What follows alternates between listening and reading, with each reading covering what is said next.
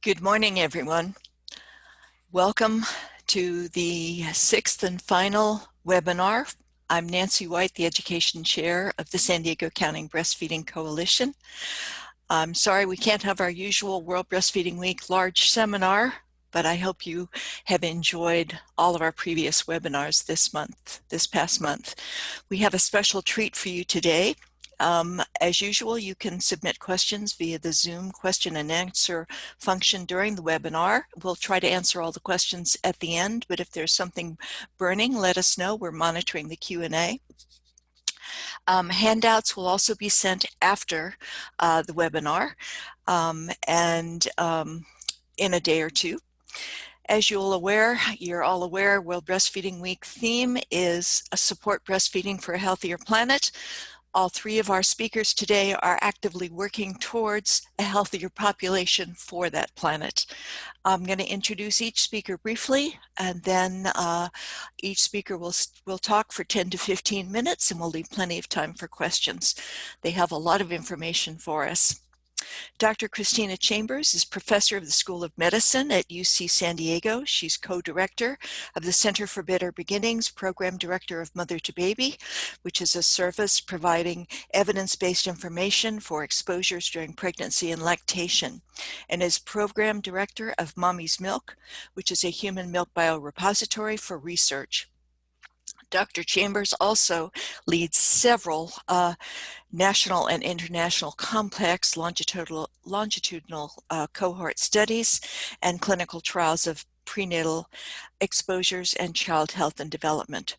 Her research has been instrumental in identifying previously unrecognized human teratogens, as well as ruling out substantial risk for medications and vaccines, which is very timely, of course. Dr. Lisa Stellwagen is a clinical professor of pediatrics, UCSD Medical School.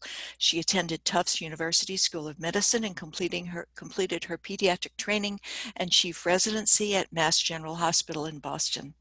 She has spent the last 35 years caring for children in clinics, outpatient, NICU, and neonatal inpatient settings.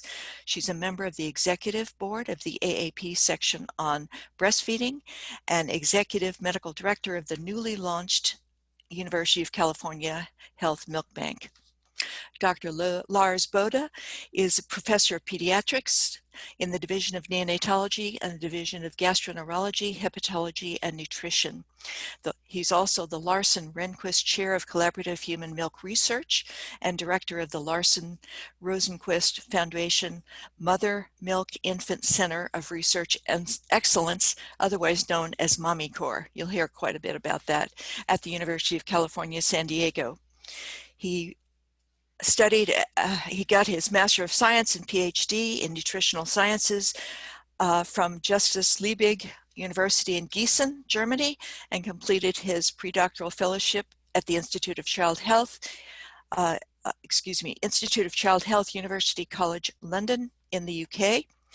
Following a postdoctoral fellowship at the Sanford Burnham Prebys Medical Discovery Institute in La Jolla, he joined the University of California, San Diego.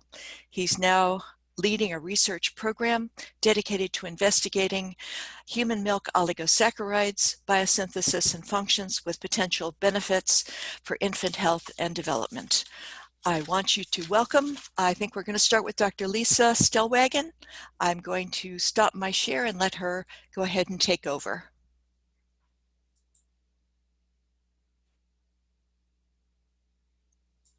Thank you, Nancy. That was excellent. And oops, let me get to my first slide.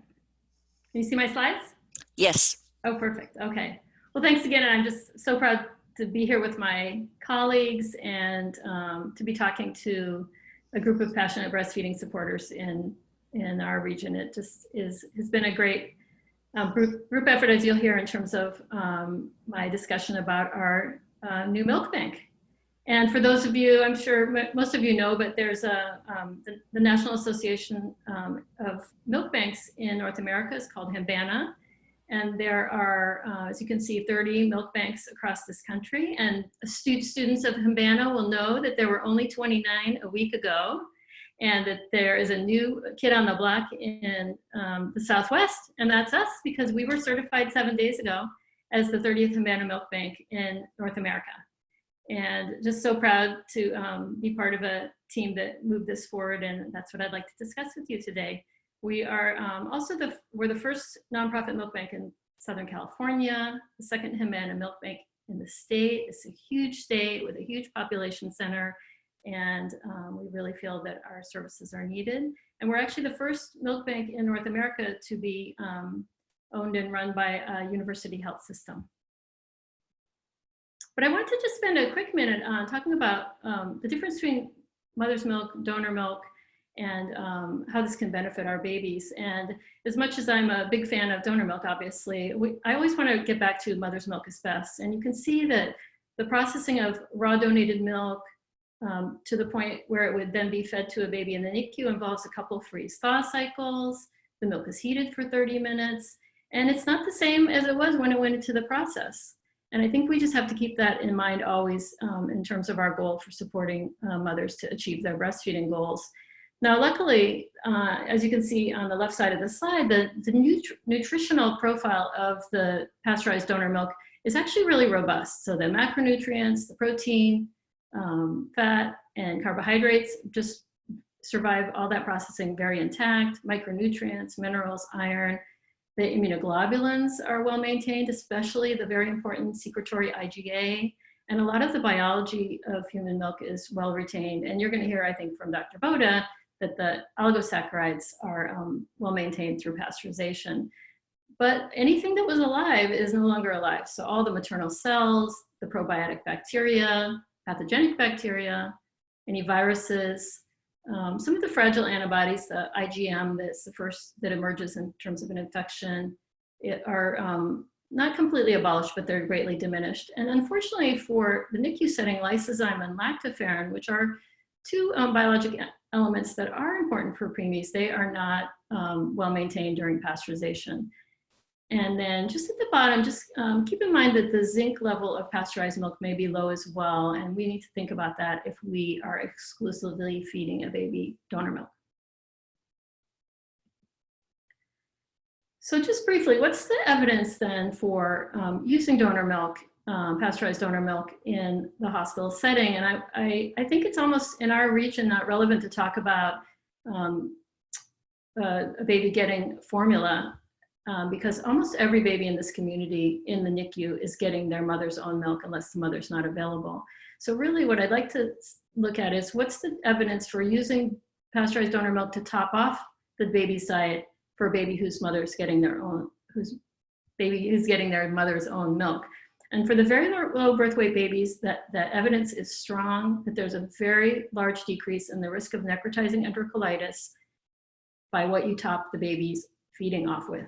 The Domino study I'll refer you to, published in 2016 from Canada, showed that very clearly. They were actually looking for a neurodevelopmental benefit to that topping off with donor milk, and they didn't find it. But they confirmed, as have many others, this huge decrease in the risk of necrotizing enterocolitis. That is one of the main reasons that we have started a milk bank in San Diego. Now, on the term infant side, it's really interesting. About 20 to 30% of newborn units in this country are now offering donor milk as a supplement when baby requires medical supplementation, and it's not well studied. We do have some evidence from the child study in Canada that there may be a reason to avoid even 1 or 2 feedings of formula in the hospital in terms of the infant microbiome when it's looked at a few months after hospital discharge. There's some evidence that using donor milk to supplement a baby in the hospital, a healthy baby, may increase later exclusive breastfeeding rates. And as I mentioned, the milk is maybe low in zinc and protein, which is not a big factor for a couple days of donor milk supplement. And I think there's some practical reasons to avoid formula as well, but there's little data. So the robust data is on the side of the NICU, and there's some emerging data on the side of healthy term babies as well. And I just refer you to the AAP statement on donor milk that my section of the AAP and the Committee of Nutrition came out with in 2016. And some of the elements of this will be updated in the next version of the breastfeeding report, as well as hopefully some more nutritional information that is coming out of my section and the Committee on Nutrition. But of course, I mostly want to talk to you today about the milk bank. We have some goals to achieve in this region. And our first goal is to provide pasteurized milk to Southern California NICUs primarily, and outpatient families when we're able to meet those NICU needs. And we really want to improve the milk donation experience, as you'll hear, to drive supply and help us address regional milk shortages. There's a lot of the areas of the country have plenty of donor milk, but we have a lot of areas of shortage, and we have a good number of NICUs not using donor milk in Southern California. And we really need to address that, I believe, and addressing those regional disparities. Because as you can imagine, I always say, you know, you shouldn't have to be born in La Jolla at my hospital to get donor milk. It shouldn't matter where you're born. If you have a medical need, you should be provided donor milk. And I want to, you know, with this milk bank, we really want to tap into the research and clinical strength of UC Health. And my colleagues here are a great example of what can be done and what we can learn together to improve infant nutrition in our region. We've had a bit of a timeline. These things are not easy. We received our first philanthropic gift to start the milk bank in 2016. And, but really a year ago when we received approval from the university for the full project, things have moved along pretty quickly. We actually built the milk bank during the pandemic, which was an experience. It proceeded right on schedule though. Over the last 6 months, we reached out to, my CEO actually reached out to the state, and the state agreed to lend this really powerful name to us of the University of California Health Milk Bank. We're the first co-branded project for the University of California Health in the state, and we're really proud of it. We hired our team again during the pandemic, and then I'm going to tell you about our CSM, that's Customer Service Management portal, that went live just a few weeks ago, and then as you heard, we just opened 7 days ago. And there's a few things that will make this bank different. We'll be a nonprofit Havana milk bank, owned by a university system, branded by the state system, as I mentioned, but we're located in a blood bank. We're supported by private philanthropy, UCSD Health, and I have to call out the San Diego County supervisors who bought almost all the equipment in the milk bank. And there's a lot of equipment in the milk bank, a lot of freezers, pasteurizers, milk analyzer, and we're so thankful to them.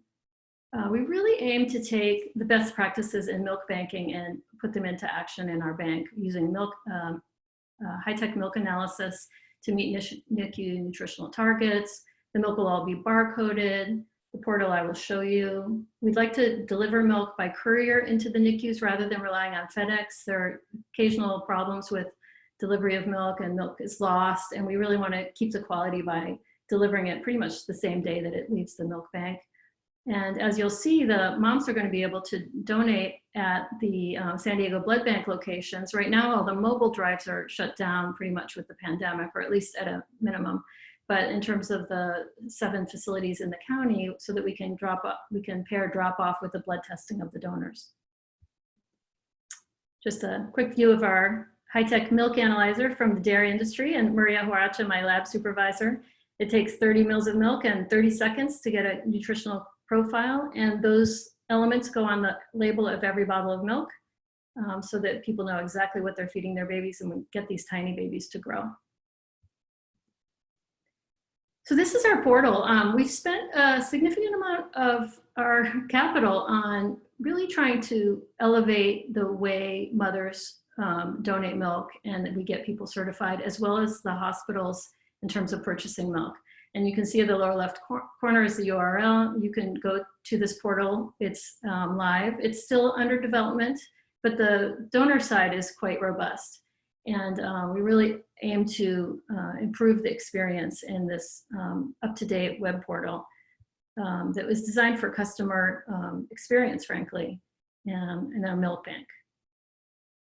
So as you look on the screen, you'll see that there are a couple options. The mother can click on to become a donor. You can make a philanthropic donation if you're so inclined, or you can click to order milk. So if the mom clicks to become a donor, she is triggered to start to open an account with us, set up her account, and then from there on, in a very seamless way, she can do her initial certification, sign consent forms, pass information back and forth to my donor coordinator. And we've had moms sign on, and within 24 hours, they're ready to have their verbal interview. Part of the interview has to be done verbally. But we've had moms do the rest of it with signing the form, et cetera, within 24 hours. A great increase in speed of getting a mom certified to donate, which was previously often done by snail mail, fax, and paper.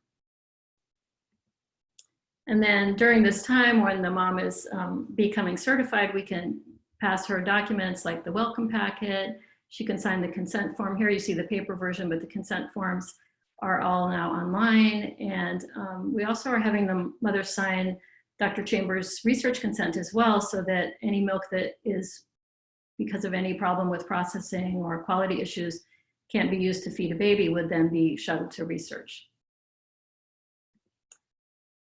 I just have to call out we had our very first donor last week, and she allowed me to post this. This is Dr. Jasmine Lai. She's a MFM specialist at Scripps Clinic who completed the process to become certified within 7 days. And last Tuesday, she had her blood tests and dropped off the milk and came to visit us. I think it just speaks volumes that a perinatologist would donate her milk that could potentially come back and feed the children of the women that she cares for. And I just have to call her out for that generosity and stepping up and doing this so quickly. It was just a great experience. We were all very excited to have our first donor within just a few days of opening. On the hospital side, this is still somewhat under construction, but the hospitals can go on and form an account as well. It'll be multiple people that can get into the account since it's kind of a group registration. And then they can order milk product almost in an Amazon-like experience with a shopping cart. And on the portal, they'll be able to see the pricing, the nutrient contents, and learn about delivery, order the milk, and also give us feedback and rate their performance, help schedule delivery, et cetera. And you can see on the right a couple of our products. We're going to be making 3 different kinds of milk: an outpatient milk, a standard NICU milk, and then a protein target milk aimed at the tiniest of the babies in the NICU.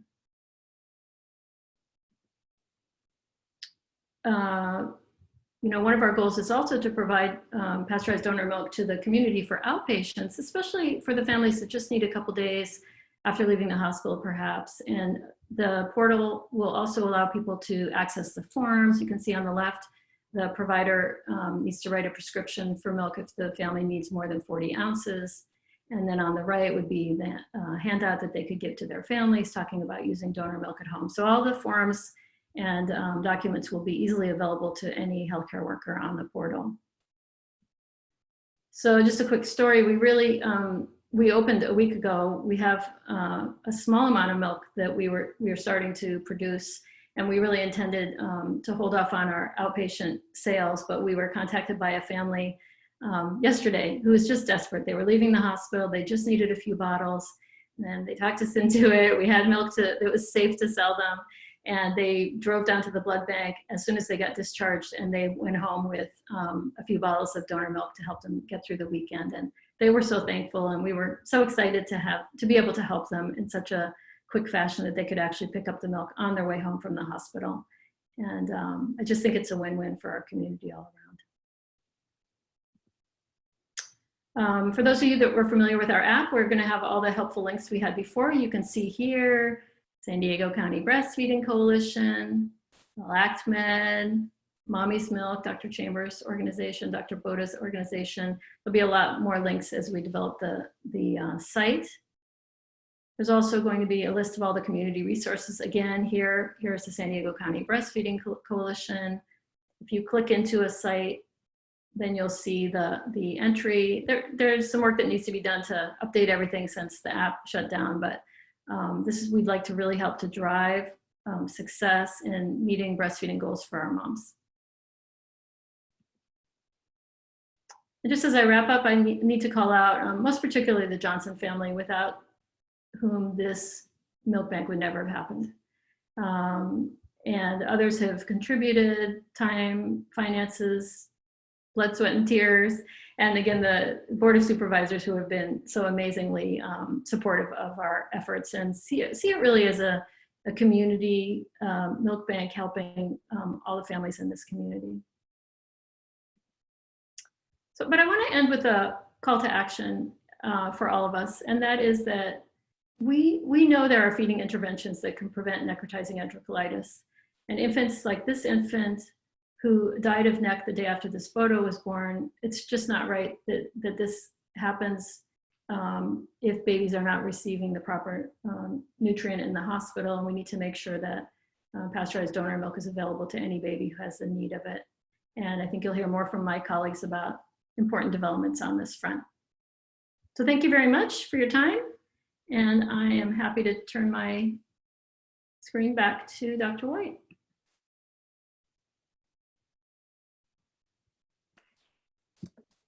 All right, so I'm going to share my screen now. Thank you, Dr. Stellwagen, and hopefully everybody can see this. And over the next few minutes, I'll just give you a quick overview of the UC San Diego Human Milk Research Biorepository, or HMB, that has been described a little bit previously.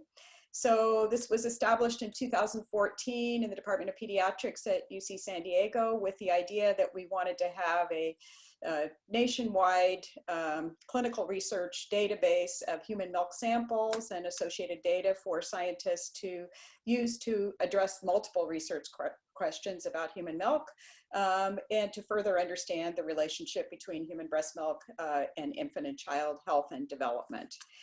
So one of the areas that we're particularly interested in is the safety of human milk for medications, for substances, and for infections, so that women can be reassured if those exposures take place, that the milk that they're providing to their breastfed infant or is going into the donor milk supply can be used safely.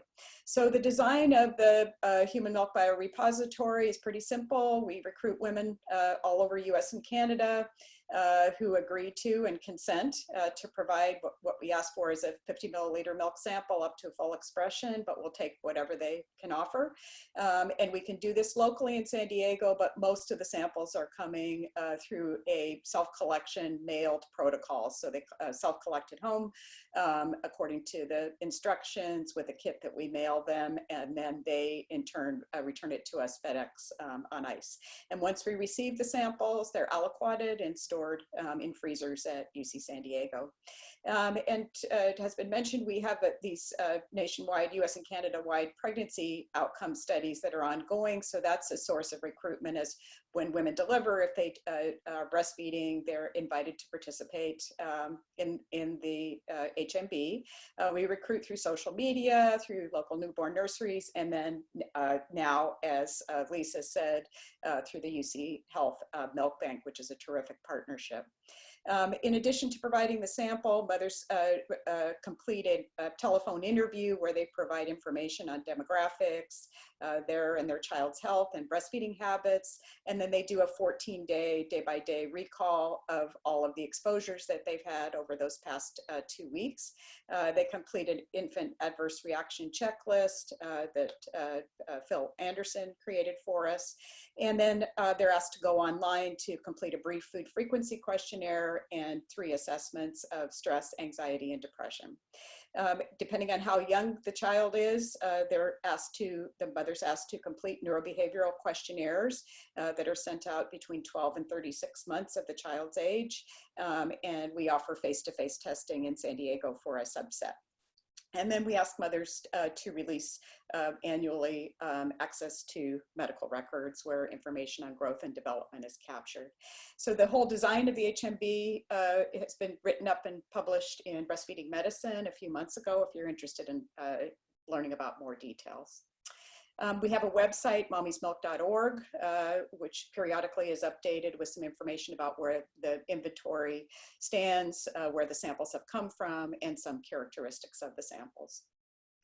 So as of now, we have about 2,000 mothers enrolled with bank samples in the biorepository,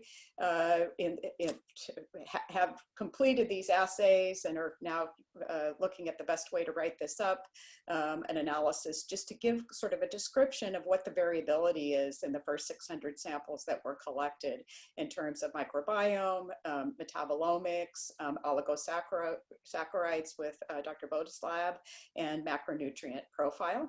And then we have been conducting or are participating in 3 studies that I'll describe in a little bit more detail.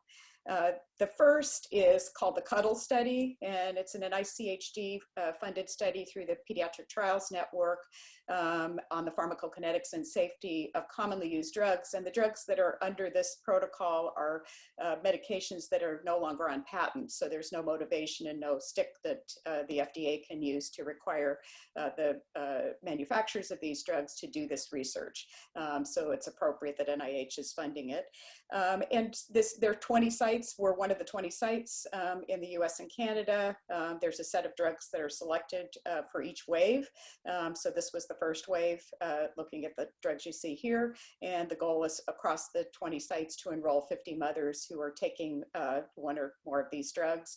And the mothers provide a milk sample, and they can provide either a blood sample from themselves or the infant, or both. And the idea is to be able to demonstrate whether or not the drug is present and at what levels. The second example is a study that we are in the process of expanding, but we published about a year and a half ago, and it's on the big public health question now about marijuana use in lactation. And so, as I'm sure you're aware, there are limited data on the quantity of cannabis metabolites that cross into breast milk. When you look back in the literature prior to the couple of studies that have come out recently, including ours, there were only a few case reports that documented measurable levels of THC, the primary psychoactive ingredient in marijuana in mother's milk, but there was no follow-up for the infants being breastfed in those case reports. And one of the case reports suggested that levels of THC in milk were much higher than maternal blood levels. In terms of outcomes for the infants, there are 2 old studies back from the 80s, early 90s that produced conflicting results. One small study looking at infants at 1 year of age who either were or were not breastfed by mothers using marijuana found no differences in mental or motor performance on the Bayley scales of infant development. And the other study looked at a small sample of infants, again, at 1 year of age who were either breastfed by a mother using marijuana versus not. And they found some association with decreased motor performance in the infants who were breastfed by mothers using marijuana at 1 year of age, but couldn't entirely rule out that prenatal exposure had something to do with that, and didn't have any longer term follow-up. So you can see lack of data. More recently, in 2018, Teresa Baker and Tom Hale in Texas did an experimental study that was published in Obstetrics and Gynecology, where they looked at 8 women in Denver, Colorado, where they gave them a known dose of marijuana, 1 exposure, and then looked at the elimination time curve in the milk over a period of time. And what they showed in those women was that the relative infant dose was low. So 2.5% was the calculated value, with a median of 1.3% and a range at the high end of 8.7%. Suggesting that the amount that the infant might be exposed to through breast milk would be low. But of course, this was 1 dose, 1 time. We looked at this in the HMB and just serendipitously had women who had enrolled with us who reported marijuana exposure in that 14-day recall. So we wanted to be able to take a look at those samples and determine if THC or any other metabolites were measurable in these kind of real world samples. Wanting to look at it, could you measure it, and are concentrations that are measurable associated with the dose that the mother reported and the time since last use. So we had 54 samples in the repository from 50 unique women, and in collaboration with Dr. Brookie Best in the Skaggs School of Pharmacy and Pharmaceutical Sciences, used a published assay to look at THC and several other metabolites in these samples. And won't go into much detail. These are just descriptors of what the mothers look like.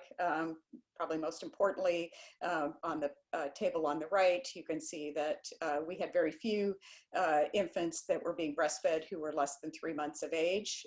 Majority were over 3 months of age, and a small, actually about a third were being breastfed when the child was over 12 months of age. And here's the source or the route of administration.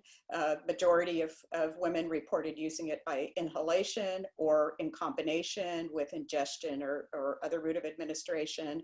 But the predominant route of administration was by inhalation. And the vast majority, 88%, were using the product marijuana at least once a day, and 42% were using it more than once a day. And here's the results for the 54 samples. Delta-9 THC was the one metabolite that was detectable in the largest number of samples, so 63% had some level that was detectable in those samples. And as you can see here, there were only 5 samples from mothers where any other metabolite was detectable. And on this really busy table, the main take home is that the biggest predictor of the quantity that was measurable in these breast milk samples was hours since the last dose, so the number of hours since the mother said she had used marijuana prior to collection of the sample. And we calculated an estimated half-life of THC in breast milk. And as you can see here, the association between the measurable level of marijuana in the 34 samples was strongly correlated with hours since last use. But if you look at the far right end of the fitted regression curve here, you can see that at least at the outlying value, at least one mom reported last use 6 days prior to her having a sample that showed some level of THC. So at this point, we have continued to recruit women. We have over 150 who have reported marijuana exposure in the previous 2 weeks and provided a sample. So we're performing the assays for those, and then also comparing as using the typical follow-up that I described earlier, growth and neurodevelopment in those babies compared to 150 women who've enrolled in the HMB, had the same measures done, but did not report marijuana use in the previous 2 weeks. So the summary on that study was that there continues to be very limited data on cannabis use in breastfeeding. Older and current data suggest that THC is measurable in small quantities and may persist for several days, but really there hasn't been data that is strongly supported that the level of THC that is in breast milk or any other metabolite has a significant impact on neurodevelopment or any other outcome for the child. And so that work to provide that kind of reassurance still needs to be done.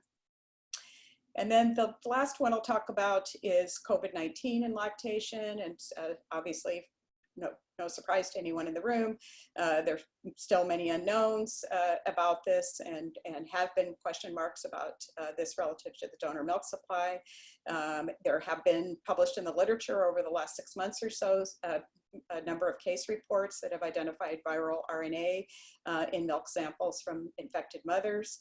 But to date, at the time that we did this first analysis, there were no data that we're aware of that showed that replication competent or virus that was able to infect the infant had been isolated from breast milk, and that we didn't think in review of the literature there were any documented cases of transmission of infectious virus to the infant through breast milk. So because the human milk biorepository existed and was already in place with the infrastructure, we were able to start right away with specific enrollment for women who reported testing positive or being symptomatic or having a high-risk exposure. And we have recruited women who aren't necessarily breastfeeding their child, in some cases because they're being treated with a drug like remdesivir, but are willing to collect milk for research. And we had great response in terms of support for this from the UC Office of the President, from Lars SARS group. NIH has put some money in, and we've had donations in kind and help from Himbana, especially the Austin Donor Milk Bank, and Medela. So routine follow-up with the maternal interviews and medical records abstraction, but we added in March additional data on COVID-19 symptoms, exposures, and testing status. And then the routine follow-up for 3 years of age is offered to these parents. At the time that we did this preliminary analysis, it's now published, that I'll explain in a minute. We had 303 women consented and had received 217 samples from 104 women collected at various times. And at that time point, we had 21 women who tested positive, and then pretty similar numbers symptomatic but not tested, and exposed but not symptomatic or tested. Now we have 75 women who have tested positive who provided samples. So the first 18 test positive women and their samples were evaluated in collaboration with the pediatric infectious disease team at UCLA, shown here. So with Lars and the UCLA team and us, turned this around pretty quickly. And here's the figure that gives you an idea about when these samples were collected relative to when the mom tested positive. So each row represents a test positive mom. The dark vertical bar represents when she tested positive. The filled in black boxes represent a sample collection when she was symptomatic, and the clear boxes represent a sample collection when she was no longer or wasn't symptomatic. So the bottom line was we had 64 breast milk samples that the group at UCLA assayed. Some were collected prior to the positive SARS-CoV-2 RT-PCR test, and some after. Only one of the 64 samples collected from the 18 women had detectable SARS-CoV-2 RNA by RT-PCR. However, none of the 64 samples, including that one sample, had replication competent virus. So a very important take-home message that virus capable of infecting the infant was not detected in any of the 64 samples. Relative to the donor milk supply, this is only 2 samples, but supports the safety of the donor milk supply.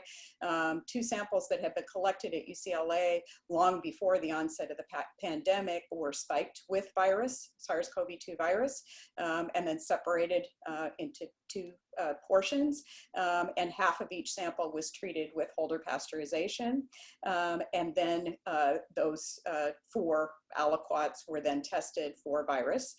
So after treatment with the Holder pasteurization, there was no detectable virus in either sample, whereas those portions of the sample that were spiked with the virus that were not treated with Holder pasteurization, they were able to detect virus. So suggesting that, that the process that's routinely used in donor milk settings would destroy virus if it was there. So in summary, this was published a couple of weeks ago in JAMA. The sample size is small, but the data suggests that SARS-CoV-2 RNA does not represent replication competent virus. So even though we had one viral RNA positive mom, no replication competent virus in that sample or any other, which leads us to the conclusion that breast milk itself is likely not a source of infection for the infant, and clearly reassuring, given the known benefits of breastfeeding and human milk provided through milk banks. And so our next step is to continue to look at those samples, now the 75 women who are test positive, plus the women who are symptomatic who had not been tested, to look at the kind of in a bigger sample what the overall prevalence of having viral RNA is, and then to confirm that infectious virus is not present in those samples. And then, as important and probably of high interest, is to look at convalescent milk for women after they've recovered for the presence of antibodies against SARS-CoV-2. So I'll end there and pass it on to Dr. Bode. All right, well, I put this up here. First of all, thank you very much to the Coalition for inviting us to present some of the work that we're doing here in San Diego. Maybe to emphasize that the unique situation that we have here, really, with having the Coalition having a milk bank now, congratulations to Lisa again, having a research biorepository and having a research center of excellence specifically dedicated to human milk is a very unique situation. And one of the examples really is the COVID-19 research that Tina just highlighted.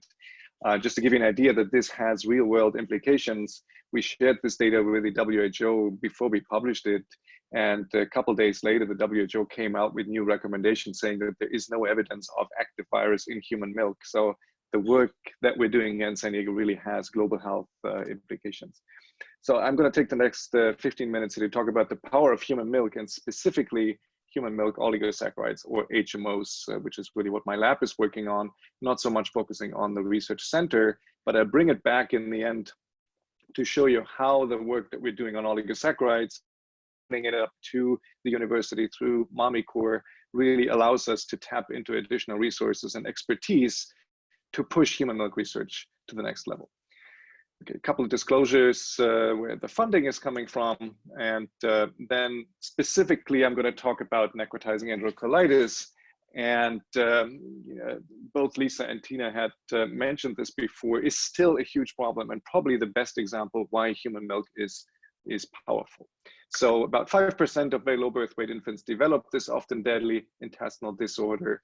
But on the other hand, you see that preterm infants who receive human milk are to 6 to 10 risk to develop NEC. And the question for us is, how does this actually work? What is in human milk that makes it so powerful to lives, especially in the context of NEC?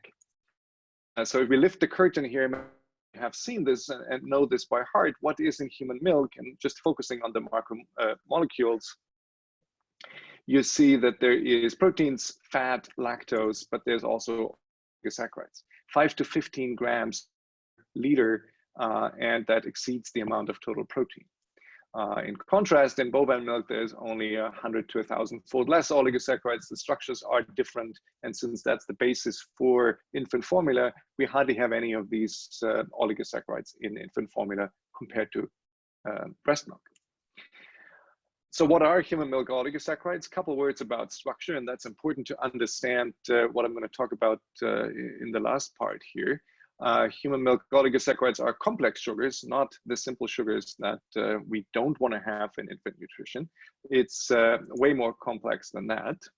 And to make it easier for us to understand human milk oligosaccharide structures, we give building blocks individual symbols and then puzzle them together that way to talk about structures almost like Lego bricks. So the way you put different Lego bricks together gives you either this little car over here, or it gives you this little plane, and you would agree that a car and a plane do very different things, and that's the same for oligosaccharides as well. Depending on how we put these building blocks together, we get different structures, different oligosaccharides, and structure determines function. So of all the oligosaccharides that we know, they're not all doing the same thing. Just because they're called human milk oligosaccharides doesn't mean that they're all doing the same thing. And I'll hit that point at the very end. So very briefly, all human milk oligosaccharides have lactose at the reducing end. We can extend that by disaccharide units. We can branch them, extend it further, and then add fucose in different linkages. We can add that to the growing structures, get different structural isomers. We can also add sialic acid, add that to either lactose or the growing structures. And really you see that now you get the soup of different structures, different oligosaccharides that are all in human milk at varying concentrations. In fact, there's about 150 to 200 of these different oligosaccharides. And that is different from mom to mom. You see data here from the Canadian child cohort, where so far we've analyzed 1,200 samples, and the concentrations here, every bar is a different sample, every color is a different oligosaccharide. The concentrations are very different from mom to mom. And even if we took this all to 100%, the relative abundance of different oligosaccharides is different as well. So this is almost like a thumbprint. Every mom has a different set of oligosaccharides in different concentrations. And while that changes over the larger course of lactation, so from 1 month, let's say, to 12 months, it's remarkably stable over the course of a week in this case here. So here's the samples from one mom, sample taken once a day over a course of a week. And you see also when you take this every hour from 6 o'clock in the morning to noon, the concentration is extremely robust. And you see between two different moms, it's very different. So that allows us really to go in and take one sample and then have a representative sample of a given time frame, at least within a week or two, to make comparative conclusions. Different way of highlighting oligosaccharide compositions. You see now here's about 10,000 milk samples, every dot representing a milk sample. And the closer those these dots are together, the more similar the oligosaccharide composition in those milk samples. The further apart the dots, the more dissimilar the oligosaccharide composition. And this is really collected from countries around the world. So again, variation is huge when it comes to human milk oligosaccharides. Breast milk is not always the same. It's not this one homogeneous tissue that is the same between all moms. Variation. And our research really focused on what drives that variation. What's the implications for infant health and development? And then can we learn from what we get out of the maternal infant space and develop new therapeutics for people of all ages, really? And today I'm just going to focus on one example where we study the effects of human milk oligosaccharides on infant health and development. And that's in the context of necrotizing enterocolitis, specifically asking, is it human milk oligosaccharides that drive this difference between human milk fed infants and formula fed infants when it comes to NEC as an outcome?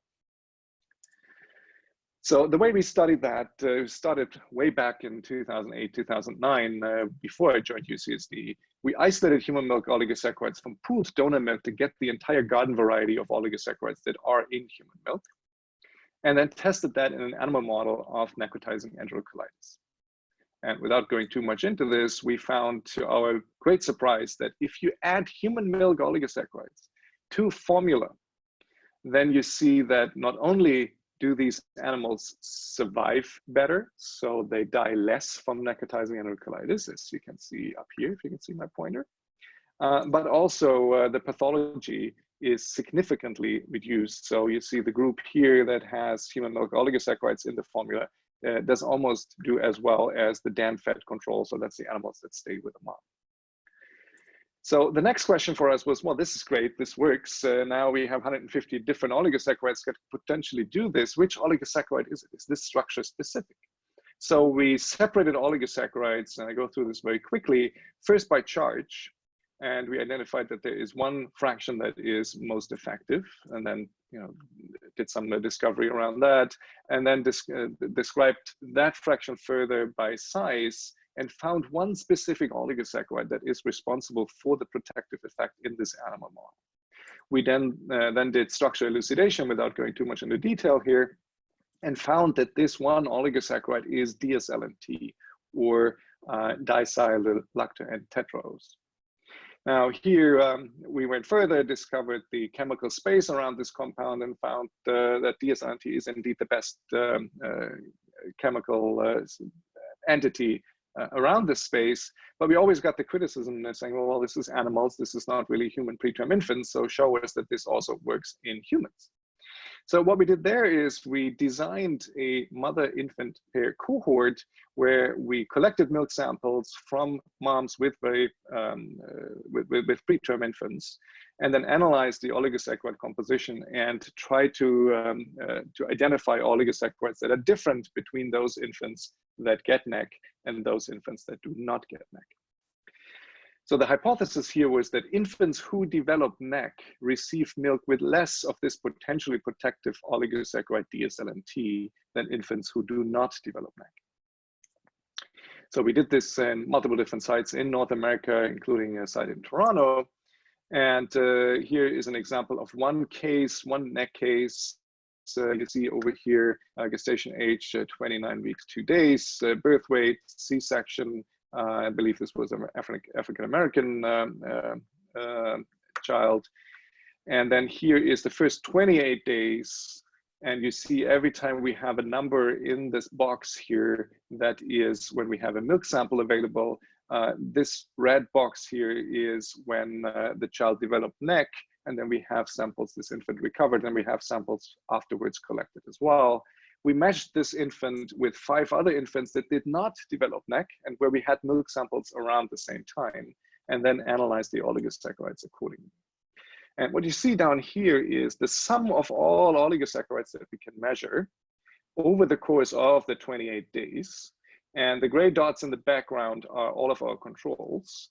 And the yellow dots and the red dots are samples from infants that then develop Bell stage 2 and 3 NEC. And you see there's no difference. However, when we look at this one specific oligosaccharide, DSLNT, DSLNT concentrations are always lower in those infants that later develop NEC.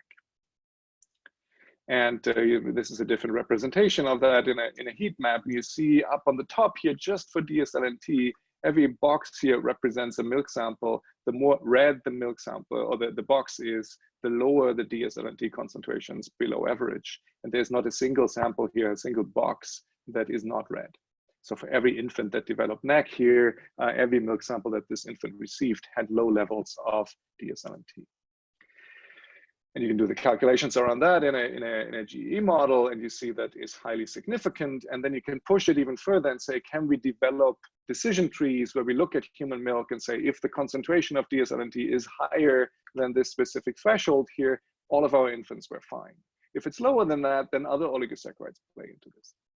So in the end, we could screen mom's own milk or donor milk products for low levels of DSLNT and not feed that to infants at risk to avoid NEC.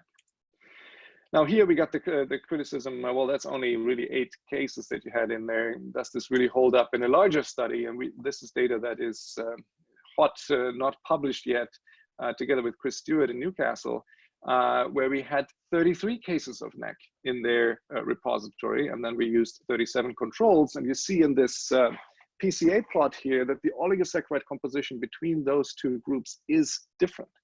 And when we then looked at individual oligosaccharides, and here's the p-value for significant difference, here's the different oligosaccharides, not much going on down here, except for this one oligosaccharide. That was significantly, highly significant different between the controls and the NEC cases, and you see that is indeed DSLNT. So this is the 3rd study now where we found that there is a difference in DSLNT concentrations between those infants that are developing NEC later on. And just to show you how dramatic that is between control and NEC here, the threshold here is around the same as what we found in our own study here in North America. So we can now start to really build those thresholds and say, if the concentration is lower, you better be careful. So we have a perfect match. What we found in the animal model to be protective is missing or at low concentrations in milk samples that are actually given to infants that later develop NEC. So that matches nicely. It informs clinical studies that we can move forward with, and also shows that the animal model is not as bad as people told us to be, and we can really study the mechanism in greater detail. So not only do we know it's human milk oligosaccharides that contribute to this difference, but it is one specific oligosaccharide, DSLNT. So we found in summary that there is one specific HMO that is associated with lower NEC risk in multiple different cohort studies. Now, the same oligosaccharide improves survival and NEC pathology in an animal model. That gives us a great opportunity to develop new therapeutics, but also an opportunity to screen mom's own milk and donor milk products. And I'm going to show you new data here, also not published yet, when we talk about the screening process. This is coming out of MommyCorps giving out seed grants. One of the seed grant awardees is Dr. Drew Hall, who is at UC San Diego's Electrical and Computer Engineering Department. And he reached out and submitted an application to say, well, I have this technology and I'm going to use that to build electrochemical point of care quantification of human milk oligosaccharides. And just to put this in perspective, right now, if you want to measure human milk oligosaccharide concentrations in a sample, you would have to send that to one of the very few labs around the world that can analyze that. It's fairly costly. It takes a lot of time. We are one of those labs, and really there's only 2 or 3 others. So this is not possible to do this at point of care to get data back immediately. So the way that we envision this, and this is working extremely well already, to build a sensor that is chip size, and then build the sensor that is actually connecting via Bluetooth to your iPhone, so you can take a drop of milk in the unit or at home or in the donor milk bank, drop the milk in, and almost immediately get concentrations of oligosaccharides sent to your iPhone. And then you can make whether you want to feed that sample, especially if it's donor milk, bringing it back to Lisa's donor milk bank here, where we love to deploy this, to really say, well, there's a batch of milk here that has low levels of DS11T. We do not want to feed this to a baby that is at risk of NEC. So that's really the future where we're going, to taking it all the way from basic research to real world application in the unit or even at home. And this is just one example I gave you. So this is in the preterm space where we talk about prevention and treatment, but also now developing point of care diagnostics for NEC and for potentially sepsis. We also work on overweight and obesity, early life prevention and treatment for all ages. We work very heavily on infectious diseases, COVID being just one example, looking at prevention and treatment for infants, but also development of treatments for people of all ages, especially in the area of antibiotic resistance. We have extremely fascinating data on cardiovascular disease, how different oligosaccharides might contribute to lowering the risk of cardiovascular disease later on in life, but also to use that as a treatment for people that are at risk of cardiovascular disease later in life. And we're also working on cognition, early life potential, and later life treatment. And just to finish this up, we published this paper here in Science as a perspective earlier this year in March, literally a week before the pandemic was called, where we called for timely investments in research designed to clarify the operations of what we call the mother, breast, milk, infant triad, and how we can translate that into public health. And I find that extremely important to know how this actually works. We can always talk about breast is best, but we want to understand why, what's the mechanism behind it, and how can we apply that then to make or to improve public health even more. So I leave you with that and stop sharing my screen so that we can take some questions if we have some time. Well, as of right this moment, we don't have a whole lot of questions. I think you've overwhelmed everyone with your incredible amount of information. And I think the San Diego County Breastfeeding Coalition is there for you, for all of you. We want to be a participant and a supporter of all of the research and all of the work that you're doing. I think a lot of our participants are going to be watching this video. It seems like Saturday morning on this holiday weekend is not a great time, but I think you're going to have lots of questions to forward to you. So I want to say thank you to all of our three wonderful speakers, and anyone who has questions, you will, when you're reviewing this video, please send them to us and we'll get them to the appropriate researcher here. And you will get an email with an evaluation. You'll get an email with later on with some of the slides, of course, not the unpublished data. And just as a reader of Science, that article was terrific. It was wonderful. And if anybody wants a copy of it, I have it. So we want to thank all of our participants and all of our audience. And we hope you've enjoyed our webinar series. Let us know what you'd like to see in the future. And I definitely know we're going to get all three of these people back, right? Right. Okay. So Thanks, Nancy. thank you so much. Thank you And for having us. everybody keep well and have a good weekend. Thank you Good so weekend. much. Bye, everyone. Thank you. Bye-bye.